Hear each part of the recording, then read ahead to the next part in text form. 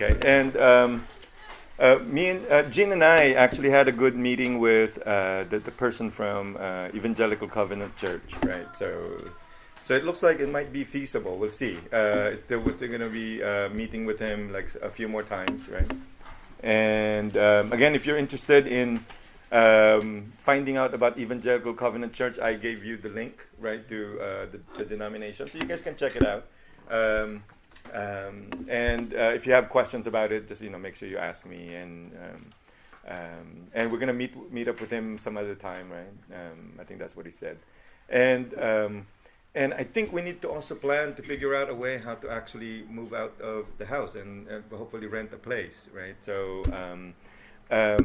I'll tell you more about his suggestion sometime later on, right? Right, not outside, not in the backyard, but somewhere else, right? Some kind of a hall, right? And so that would be a big development for us. Okay, so so he suggested some ways that we can do it, even though we're not registered yet. Do it in a way that is not, that is within the extent of the law, right? So we're gonna probably try to do that. I'll let you know more about it later on. Me and Jean will probably have to talk about it. And see how we can actually make that happen. Okay. So, but remember what he said. He told us that you need to have at least 30 people, right? So I think it's workable. We'll have to, do some work in inviting people. And I think that will make that happen. And also, announcement for next week, we're going to do it at Brother Rainier's and Sister Minerva's house. Brother Rainier is the one who's going to preach for us next week, and it looks like he invited a lot of people. Okay, so be excited, and hopefully you guys you should make sure that you go next week. And I think you said you're gonna cater for the food. There'll be somebody. Okay, so that'd be a good thing. Right? Yeah, so plan for that. Invite your friends, right? It's a nice place. We had our Christmas party last time there, right? Christmas service. It was a good place. We'll give you guys the address. Send it to you. It's not that far from here. Okay. Now, so let's look at this. Again, this is another. I cannot get away from the controversial issues when you look at Mark, because it looks like there are a lot of controversial stuff here. And I'm just gonna probably give you a controversial reading of Mark 11. Okay, I'll give you a controversial reading of Mark 11. I said controversial because typically people or even scholars do not really interpret Mark 11 in the way I'm going to try to interpret it today. Why am I interpreting it this way? When I read it, that's the first impression that I had, that what this is actually about. And so what I did, I checked some other people, what they think about Mark 11, and they seem to also, at least some, very few people, think that this is probably the right way of actually interpreting Mark 11. So I'm just going to go ahead and interpret it in the way I thought it should be interpreted. Okay. So let's read Mark 11. So this might be unusual because you probably heard a sermon on Mark 11 before, but it's probably the way they interpreted the text is very different. Okay. So, but let me read the text first. I'm going to read it quickly because we're going to look at the whole chapter, but we're not going to actually analyze every single verse here.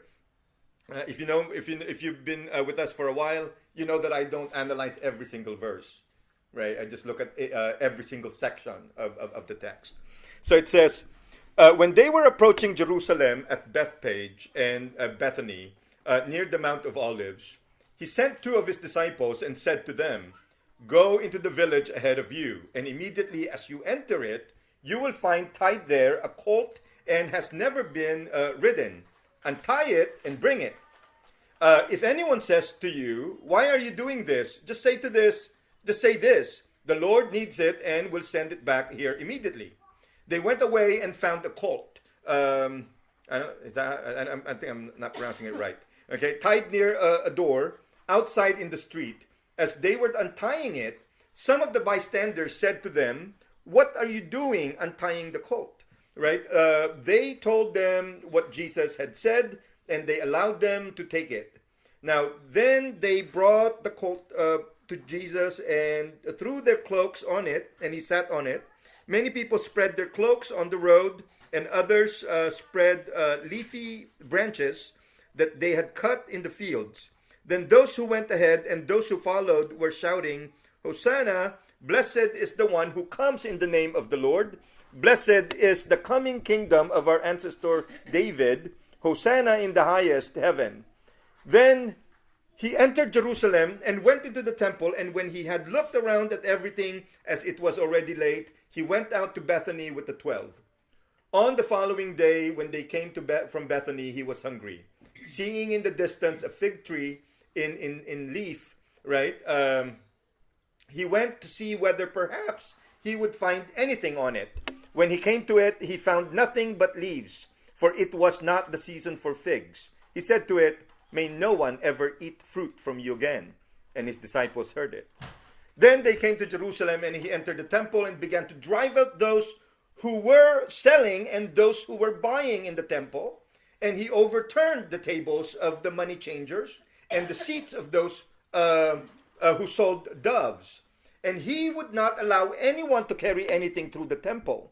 He was teaching and saying, Is it not written, My house shall be called a house of prayer for all the nations, but you have made it a den of robbers.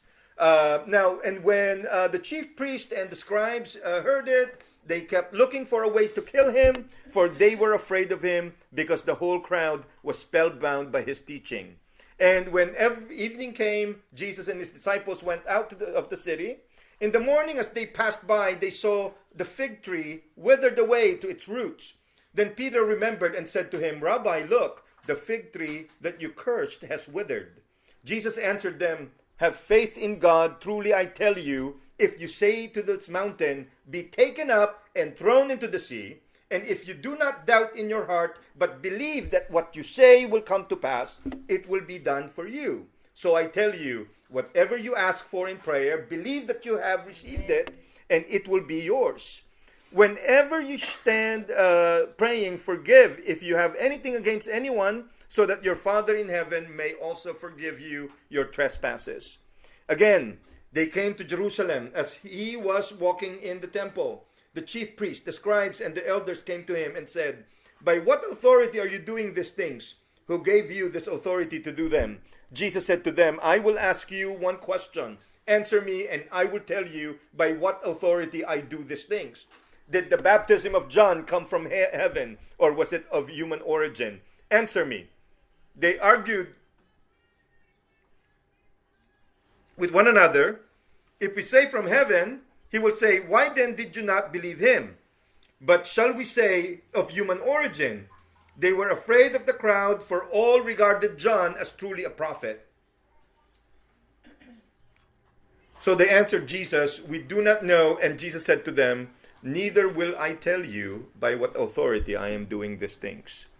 Right now, so I entitled this. The title sounds a little controversial already, right? So, Uprooting, Stale Institutional Bearer of Truth. Okay, and I subtitle is Another Revolutionary Task of Jesus. Okay, is it possible for me to make this bigger on the screen here? Sorry.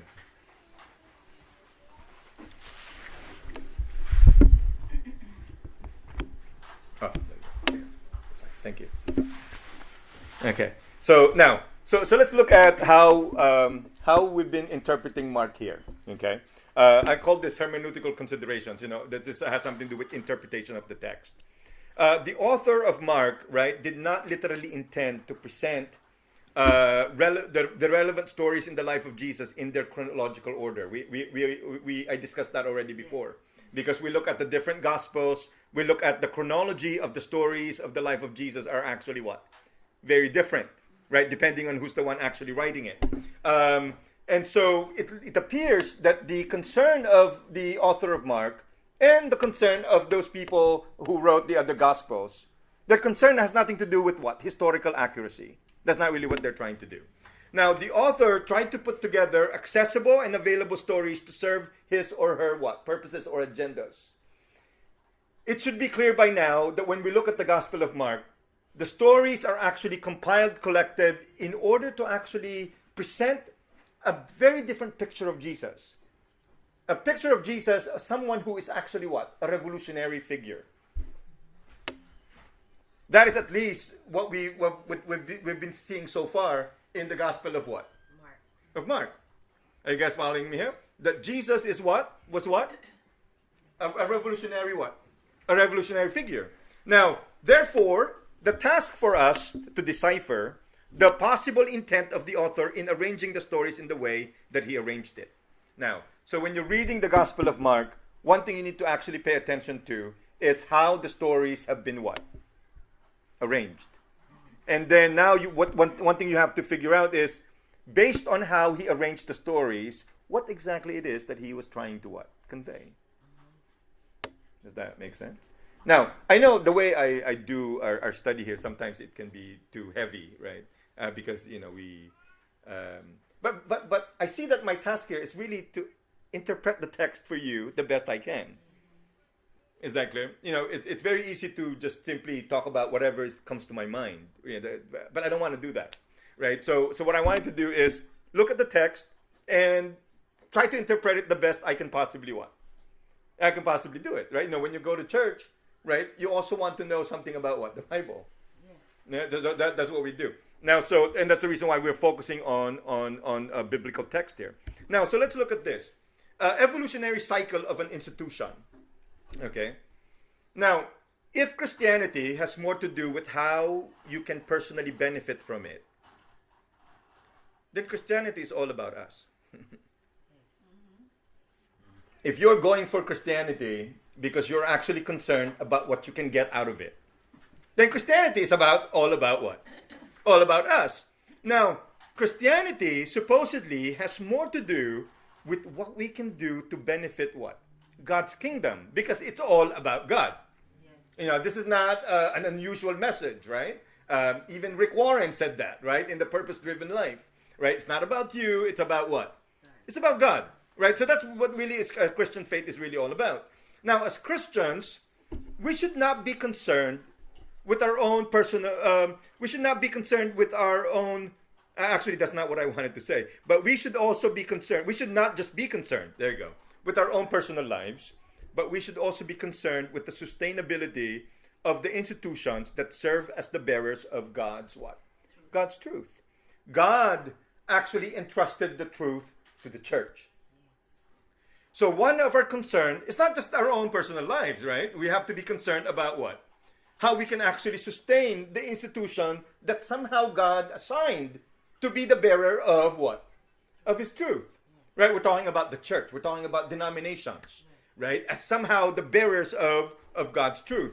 But institutions or organizations evolve. We know this. Right? Generally, each of them roughly goes through this process of stabilization, become durability.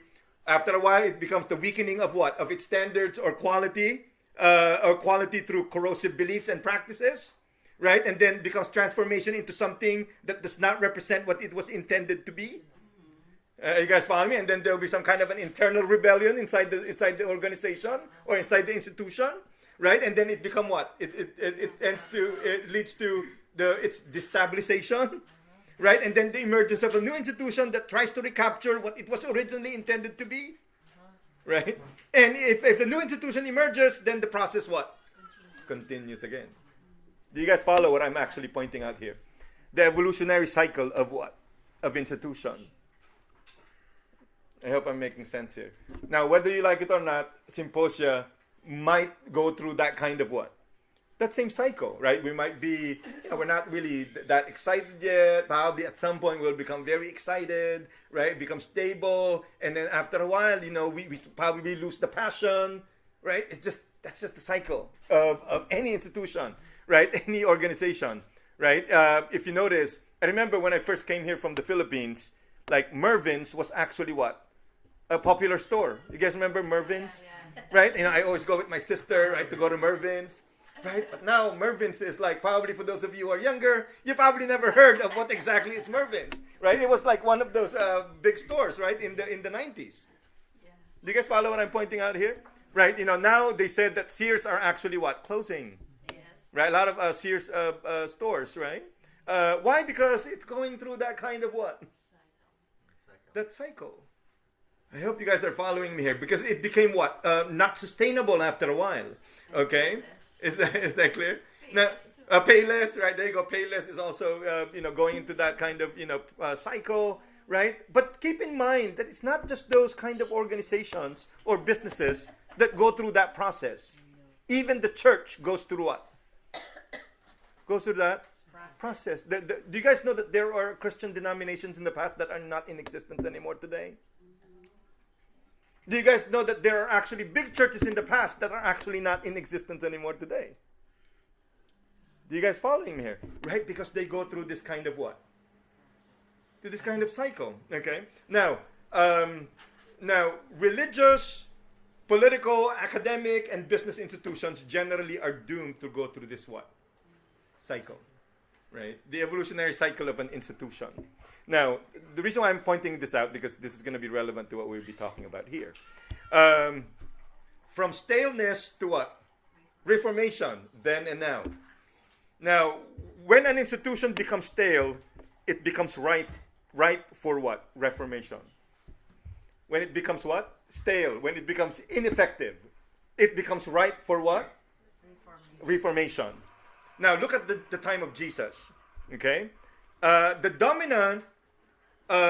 dominance of legalistic tradition and the corruptions among mainstream religious authorities during the time of Jesus was so corrosive of the truth that the ancient Jewish religion, right, it was supposed to preserve the ancient Jewish religion, but what happened? It became completely what? Different by the time of Jesus. Now you ended up with Pharisees, right? During the time of Jesus, many people believed that somehow God stopped talking to what? Speaking through prophets. Do you guys following me here? Right? Prior to that, God was supposedly what? Speaking through the prophets. But by the time you get to the time of Jesus, it looks like God was seemingly what? Quiet. And what happened is that you ended up with the Pharisees, who are actually what? Being legalistic about everything. You have the religious leaders who now have some kind of what? Political powers. I hope you guys are following me here. Does that make sense? Okay. Now, when you look at the Reformation period, you guys remember Martin Luther in Germany? Same thing, right? The corrosive practices of the politically empowered Catholic Church in the 16th century Germany made the staleness of the church as an institution evident. What happened? They were selling what? Indulgences. So that, your family members will go to heaven quickly, right? You buy those indulgences, right? Whatever it is that the church was actually selling. Do you guys follow me here? The kind of corruption, right? Do you see the corruption, right? So the Catholic Church, and again, I'm not bashing Catholicism here, right? So the Catholic Church, at least during the time of Martin Luther, was not the reflection of the Catholic Church that was actually the bearer of what? The truth of God. I hope you guys are following me here. Because now you ended up, it became ripe for Reformation, right? During the time of Martin Luther. Now, so let's look at what about the Pentecostal movement at the advent of the 20th century? So, I grew up as a Pentecostal, so I love the Pentecostal tradition. Okay? The seeming lack of spiritual vitality in American Protestantism at the advent of the 20th century made it ripe for the outpouring of what? Spirit. Of the Spirit. There was the seeming neglect, right? There was the seeming what? Neglect of the gifting of the Spirit. And so somehow, the Spirit came and the outpouring of the Spirit, and that somehow changed everything, right? You guys know that the Pentecostal movement had a huge impact in the history of Christianity in the 20th century. So it looks like what we notice is that every time it's going through that cycle and it's becoming ineffective, right? Something reformative actually happens in the church. Now, but what about our own time today? Okay. I think we are actually ripe for what? Reformation too. Okay. Now, so when you look at, let's say, and again, this is not a political claim, okay?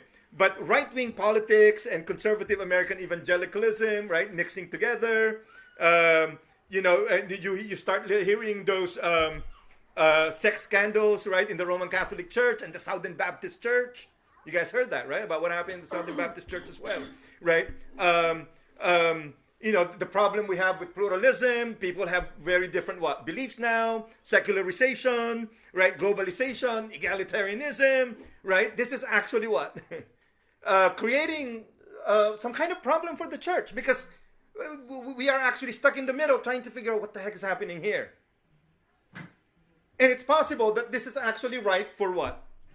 Reformation. Okay? Now, they might all be contributing in signaling to us that the church is once again ripe for reformation. Now, Symposia is hopefully a church that will help in navigating this period in history that might be ripe for what? For reformation. And I think that's one of the things that we're trying to do. We're trying to navigate, trying to figure out what should we be doing as a church at this point. Now, I remember when we were talking to that pastor from ECC, right? I remember talking to him that I wanted to have a group where we are actually somehow in the middle. We're somehow balancing something out. Because the tendency for churches today is that they go all the way to the right, okay? Or they go all the way to the left. And I'm trying to figure out, is it possible to actually what? Figure out a way where we can actually meet halfway. And as a matter of fact, he remarked and said, that's actually, I can't remember the exact word, but he said, but there's something different about it, right? That not many churches are actually trying to do something like that. Now, so I don't know, hopefully, this is part of navigating, right, how the church should be at this particular time. I hope you guys are following me here, right? And we're gonna try.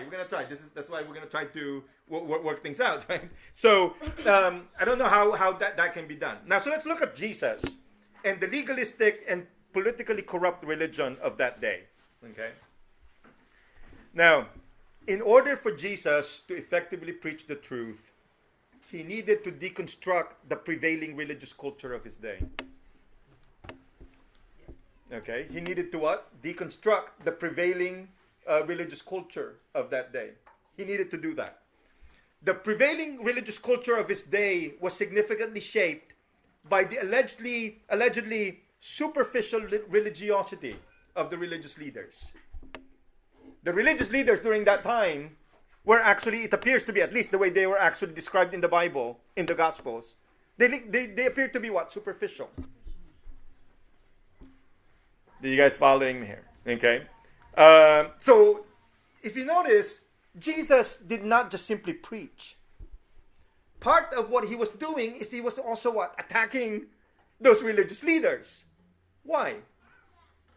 Because he needs to do that because they are the ones who actually has what? The hold on the minds of the people. Okay?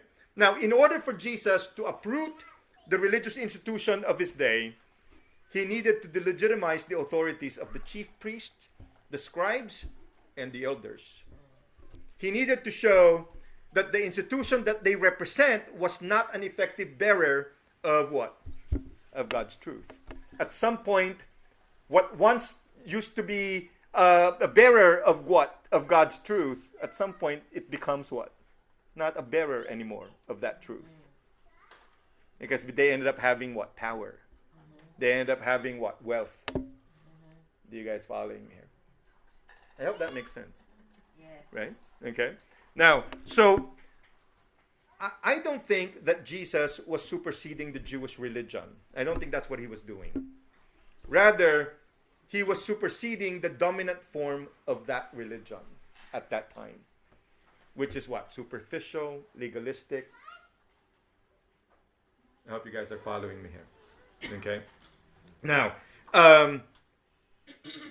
so Jesus, like Luther and other reformers in history, was simply recovering what has been lost through the superficialities of legalism and politically corrupt religious practices. You know, in a way, Jesus was not really introducing anything new. He was just trying to recover what? The original teachings of that religion. He was not what? He was not inventing anything new. Everything that Jesus was saying, you can see that already in the prophets. in Zechariah, Jeremiah, Isaiah. You can already see that as actually part of the teachings of what? Of the prophets. But somehow those are the teachings that the religious leaders of his day actually what? Neglect or ignored. I hope I'm making sense here. Now, what I'm doing here so far is setting you up for actually understanding Mark 11. Okay. Is that clear so far? Now, if I sound a little confusing about how I'm explaining this, let me know. Right? I don't mind if you ask me questions. I don't even mind if you actually challenge my interpretations either. Okay. Now, so let's look at this. Analysis of the text. So let's look at the Bible here. Triumphal Entry. The first part of Mark 11 has something to do with Jesus entering the city. Okay. And actually what happened is that Jesus instructed the disciples to get this colt, right? So he can actually ride on it. And then when he was actually entering the city, people were actually throwing their clothes, right? The leaves, blah blah blah, right? And is this similar to the Palm Sunday thing? I think something like that, right? I think that's what's being celebrated on Palm Sunday. But one thing you have to keep in mind here is this, okay? When you look at the account of the triumphal entry in the Gospel of Matthew, the emphasis was actually different. Okay, in the Gospel of Matthew, the emphasis is on the fulfillment of Zechariah 9:9. And in the Gospel of Matthew, it actually said that Jesus asked the disciples to get a donkey and a colt. In Luke and in Mark, they didn't mention anything about Zechariah 9:9, and they never mentioned anything about the donkey. Do you guys follow what I'm actually pointing out here? It looks like these are two different They seem to have two different emphasis. It looks like the emphasis of Matthew has something to do with the fulfillment of a prophecy. For Mark, the emphasis is seemingly something very different from that. Okay, now what was the emphasis of Mark? We will see this in the next section here. Now, people did not really understand, right, the mission of Jesus. When they were actually throwing their cloaks, right, they thought that they're actually welcoming the king. Not the Messiah, but the political political king. That's what they were actually thinking. They thought that actually Jesus is the one who will actually rescue them from the hands of the Romans. That's what they were actually doing. Right? They were not thinking, when they were doing that, they were not thinking, oh, he's the Son of God. No, right? They were actually thinking of him as the one who will actually rescue them from the Roman Empire. Right? Now, so it is possible that almost all of them thought that Jesus was the king who was supposed to rescue them from the Roman rule.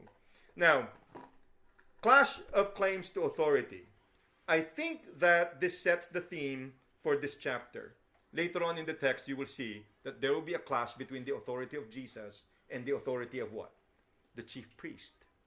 Now, do you guys see why I'm interpreting this as actually uprooting a stale uprooting stale institutional bearers of truth? Because this whole chapter is about Jesus' attack on the chief priests, right? The scribes and the elders. Now let's look at this. Jesus went into the close to the fig tree. He saw a fig tree, right? I don't know how a fig tree looks like. Okay, the only fig. I think the only thing I tasted is the cookie with figs, right? That came from the Middle East, right? So, but I don't know how figs look like. Okay, so but here Jesus was hungry. He looked for figs on the fig tree. He didn't find anything but leaves. So he cursed it by making the following claim. He says, "May no one ever eat fruit from you again." Right? So Jesus looks like he's very impatient here, right?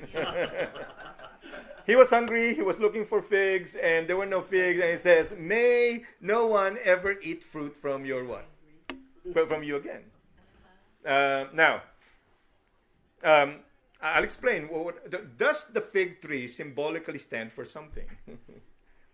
Or should we just simply read this literally, that Jesus became very, very impatient, right? Cursed the tree because it's not bearing any fruit. Now, I think that it stands for the form of religious institution during that time of Jesus that was represented by the chief priest, the scribes, and the elders. What he's saying is that you guys are not bearing fruit, right? Right? May no one, right, ever eat fruit from you.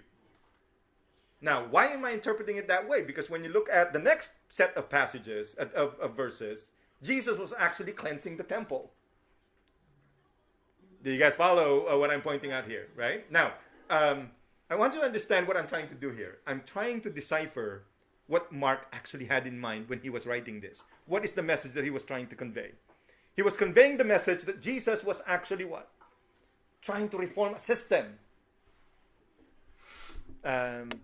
Once we, the common kind of Christianity that we're more familiar with is the one that is just actually what?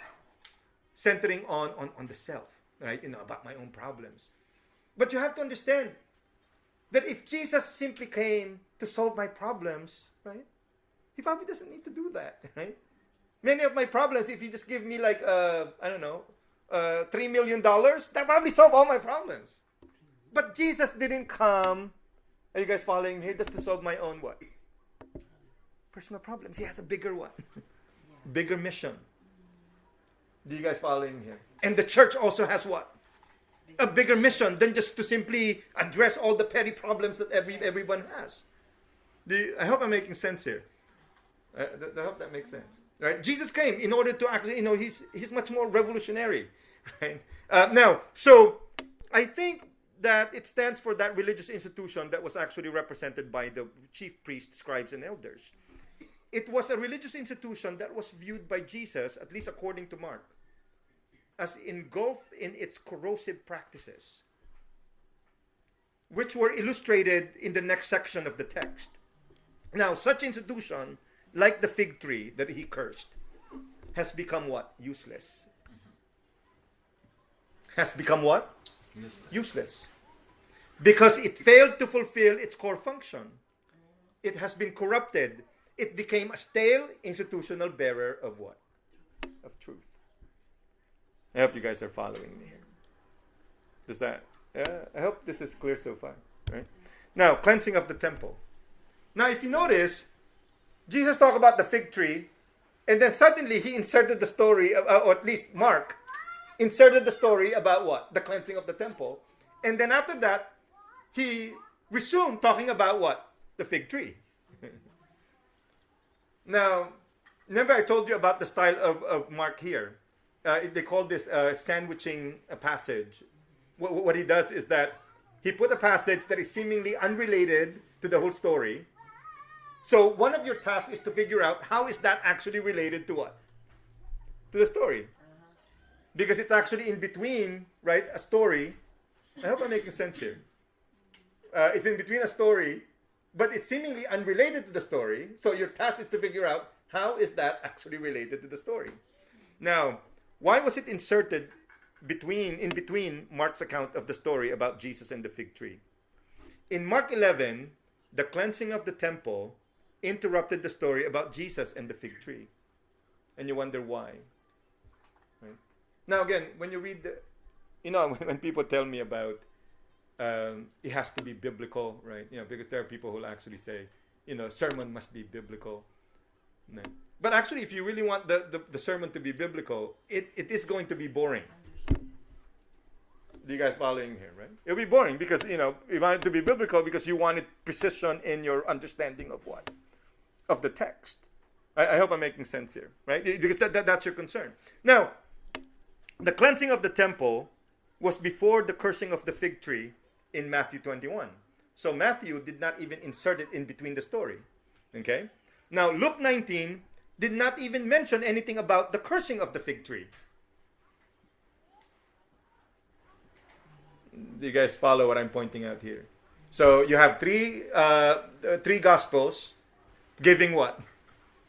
Three different sequences of the account, right? With Mark putting the cleansing of the temple right in between, right, the whole story about the fig tree.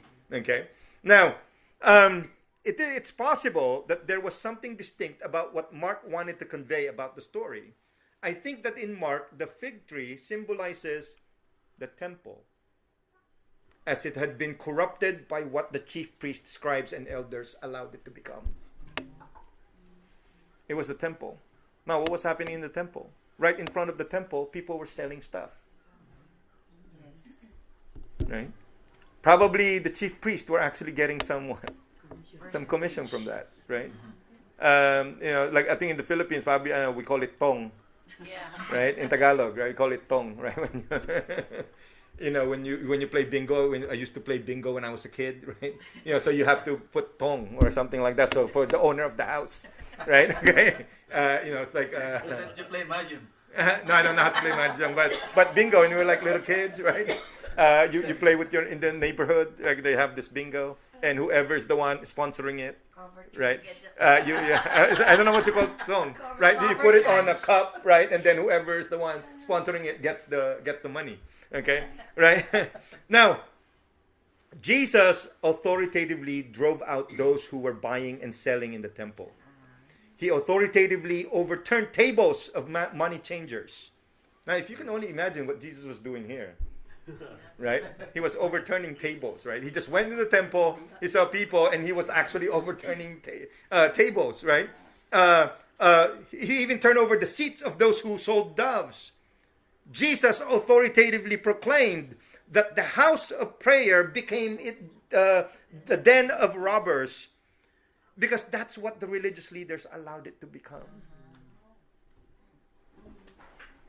I hope you guys are following me. Do you see the connection between the fig tree being cursed by Jesus and the temple, right? How it's actually not effectively bearing God's truth in some sense.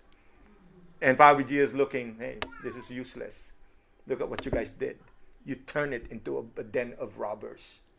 Now, so the religious leaders looked for a way to kill Jesus. It should be obvious here that the religious leaders, out of fear of Jesus' influence on the people, behaved like gangsters, right? You see the religious leaders here? They said, oh, look at this guy challenging our authority. Let's figure out a way how to kill him. And they were religious what? They were religious leaders. They were religious leaders. Okay, they were the priests. Okay. Now, their religious authorities morphed into corrupt political authorities. They turned the institutional bearer of God's truth into a corrupt for-profit business. And at that point, at least from the standpoint of Jesus from the Gospel of Mark, they lost their religious authorities. At that point, Jesus looked at them and said, you guys lost your authority. Right? That's why he was what? Turning these tables, right? They already delegitimized their religious authorities over what? God's people. Jesus was upset. Why? Because their teachings are the ones that are actually what? In the minds of people. That's why his task is to somehow what? Uproot it. I hope I'm making sense here. Right. Now, we hardly see the revolutionary Jesus. Because in the gospel, because again, when people preach, the tendency is to figure out, how can I make it apply to myself? But actually, the application of this is that this is also part of the task of the church. In order to make the church sustainable for the future, right, we need to what? Uproot those institutions that became what? Idols for many Christians. Because if we cannot actually what? Destroy that kind of mentality, right? It will not what? It will not do what God actually wants us to do. Okay? Right now, so what about the withered fig tree? Okay, so after it was interrupted, the story, then now we went back to what? The fig tree story. We're almost done here. Peter noticed the withered fig tree. Okay. And Jesus' response to Peter would seem odd, because if we would treat the fig tree as a symbol for the temple, okay, it seems there's something odd about what Jesus's account of the lesson that you get from the withered fig tree. According to Jesus, Peter should have faith that is big enough to throw the mountain into the sea. Faith here has to do with the absence of doubt, by firmly believing that what he or she says will come to pass. In the end, what one believes will be done. Now, in other words, whatever you ask for in prayer, you will what? Receive, according to Jesus. Jesus even told him to forgive those whom he had what? Something against, in order for God to forgive him. Now, Jesus' claims here should readily strike us as hyperbole. It should strike us as what? Hyperbole. Right? So, they should not be read literally. Rather, they should be read what? Symbolically. If you read it literally, then you will think that you can actually really move mountains just by praying. Do you guys follow what I'm pointing out here? That's why you have to treat this as what? Hyperbolic. Symbolic. Because if you read it literally, did you know that there are actually Christians who will read this literally? And so when there's like rain, and then they're going to go pray, so the Bible said if you have faith big enough to actually move the mountains, right, then I can pray for the rain to stop. But we know that that's illusory, right? Because that's actually misunderstanding the hyperbolic element of this, right? Now, so how should we read this passage given my interpretation that the fig tree stood for the temple? Let me give you a way of reading this. I think that Jesus was alluding to the seemingly insurmountable task of uprooting a corrupt institution that was a deeply embedded part of that society. Jesus is in some sense alluding to what? The difficulty of uprooting an institution. Do you guys follow me here? If you really think about it, do you think Martin Luther, the Protestant reformer, probably saw that his task was too big? Because you are actually going against the Roman Catholic Church that actually has the control over everything during that time. How one person can actually what? Introduce or make a change or actually reform, right? Considering the mammoth institution, right? That is actually, in some sense, ruling over the minds of the people. Do you guys follow me here? Now, same thing with Martin Luther King. Right? He was actually what? Attacking, the institution of slavery.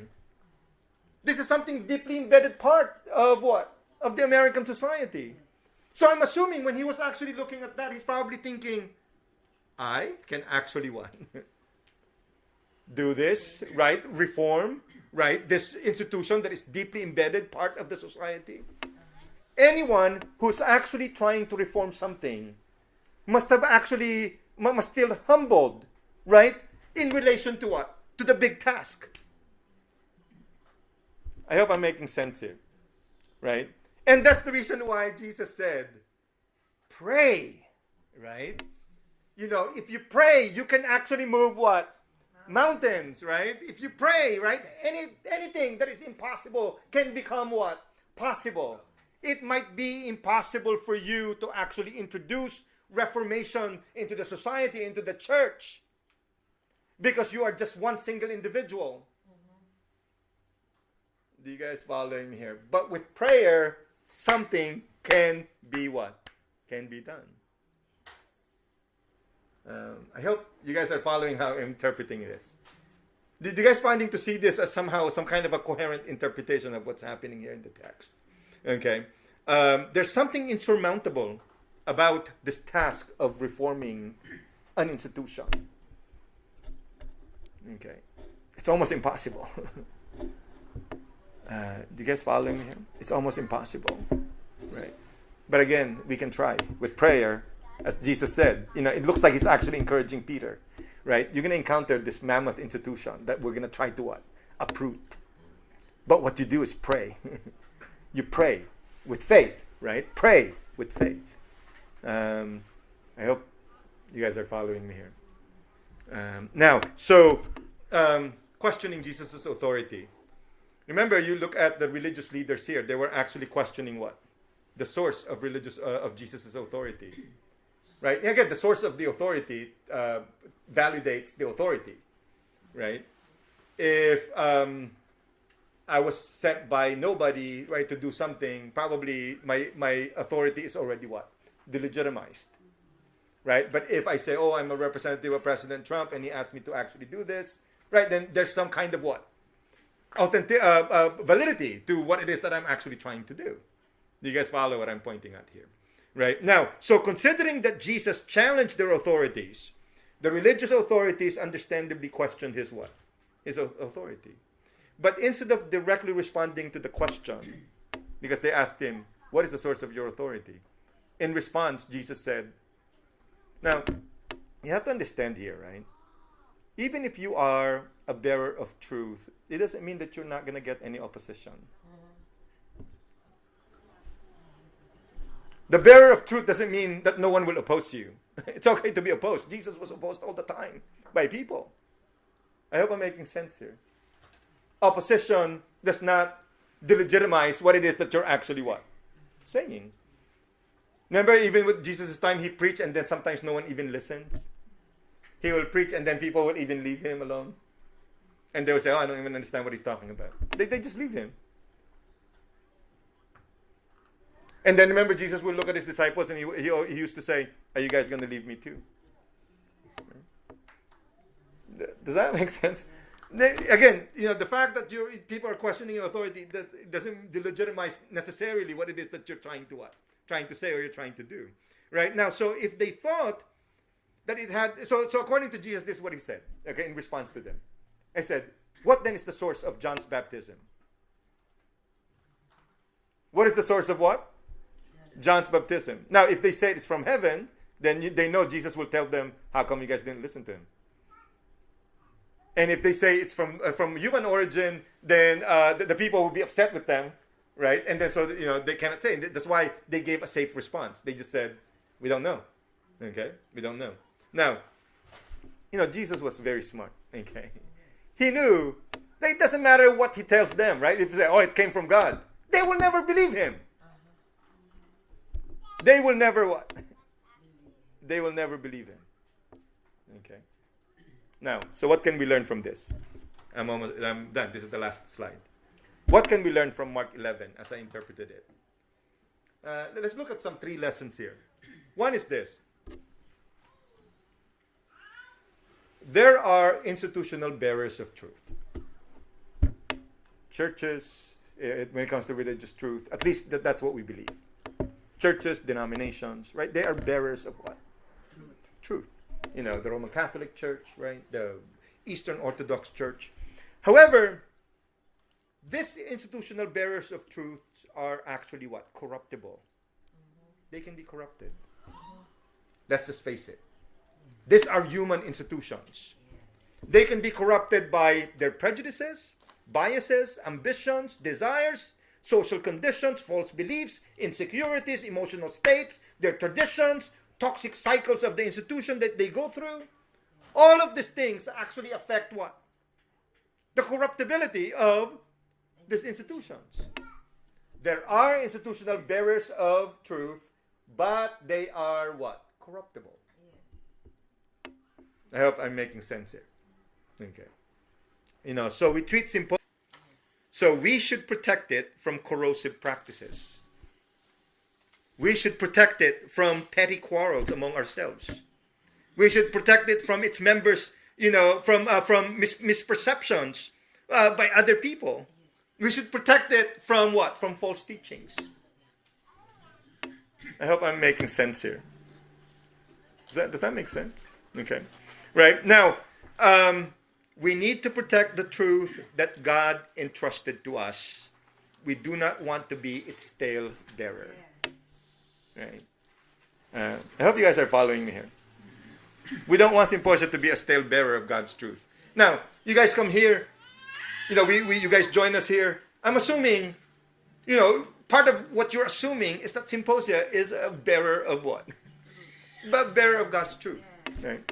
I'm not asking you not to question. That's why I'm saying this is corruptible. Me, as the primary teacher in the group, can be corrupted. Does that make sense? Okay, I can be corrupted. Now, so, second point. Uprooting stale institutional bearers of truth is a deeply challenging task. As a matter of fact, it is probably even almost what? Impossible. It is in fact an ongoing task. Certain set of practices and beliefs get institutionalized all over and over again. Okay? Once it is institutionalized, at some point, it becomes acceptable, or the only acceptable practices and beliefs, even if it fails to reflect the truth that has been entrusted to us. Prayer in faith with a firm belief can make what is seemingly impossible what? Actual. I hope you guys are following me here. Thirdly, we as Christians have tasks other than evangelism and discipleship. Are you guys following here? Now, why do you think the church, which was once dominant in Europe, is not dominant anymore? And they said that something will happen to the United States as well. Now, you can be doing all the evangelism and discipleship, right? But if you don't put a stop on those stale institutional bearers of truth, the church will not what? Survive. Now, if we're concerned about our problems, your problem now, it can be solved tomorrow. It can be solved, next week. It can be solved next year. But sometimes, when an institutional bearer of the truth became what? Corrupt. It takes a long time, right? Before you can actually what? Uproot it. I hope I'm making sense here. I hope I'm making sense here. Right? It becomes, again, this is a problem that we're having right now in evangelicalism. When I hear evangelicals will say, you have to be a Republican to be a Christian, or you have to be a Democrat to be a Christian. It's like, what the heck happened here, right? It has nothing to do with political parties. Right? That is not what the church is about. You can be a part of a political party, but that is not what the church is about. That's why I wanted the church that will actually stay somewhere in the middle. So we can have Democrats and Republicans together right in this church. I hope I'm making sense here. Right? If we can have co-workers, friends who are from a different political party, how come we cannot do it here in the church? If we have disagreements, then we discuss it. Right? And sometimes at some point we don't want to agree, then we just agree to disagree. That's the only thing we can do. Are you guys following me here? Right? Now, say again. Freedom to choice. Yeah.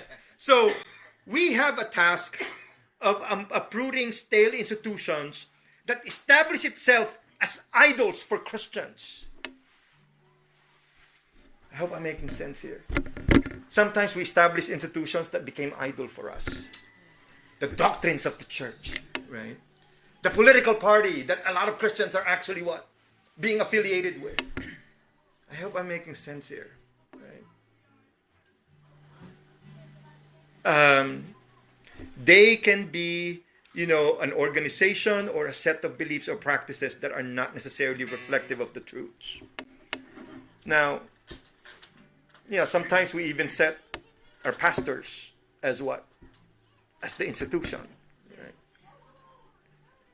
That's the reason why you will find churches where they were actually strong, and once they're replaced by somebody else, it starts to what? Crumble. Because the church was actually grounded on what? The pastor. The pastor became the institution. Right? It became the bearer of the truth of God in that church. Right? And those are the things that we have to avoid. Right? Those are the things we have to avoid. I hope you guys are getting me here. Right? And I think, what I'm trying to do here is more like, in some sense, giving us a way to actually see what Symposia is supposed to be. Right? What Symposia is supposed to be. I don't want Symposia to be just a regular church. I just hope that I have a better personality, right? To actually make this somehow grow fast. Because I don't think I have that personality. Right? That's why I really need as much help as I can possibly get from all of you. Yes. I seem to know what the church should be about. But the problem is I just need help. That's why I told Jean, it looks like you have this gift that you can help me out on this one, right?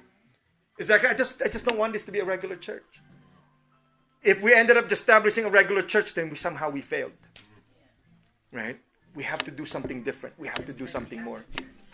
Yeah, oh, the other church can just provide that for us. Yes. And there are a lot of good churches here, Yes. right? You know, I was once at Water of Life. They had good praise and worship, right? I enjoy praise and worship at Water of Life, Yes. right? But we cannot just be another just the same church, right? Because in some sense we will defeat the purpose here. Okay, I hope I'm making sense here. Okay, so I hope you guys learned something from this, right?